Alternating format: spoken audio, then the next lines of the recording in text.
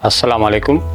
मैं हूं मुरीद Hussain, branch manager HBFC Hyderabad. अगर आप डीलक्स टावर में फ्लैट ख़रीदना चाहते हैं लेकिन फ़ंड्स की कमी की वजह से आपके लिए ये करना मुमकिन नहीं है, तो आपको परेशान होने की कोई ज़रूरत नहीं है।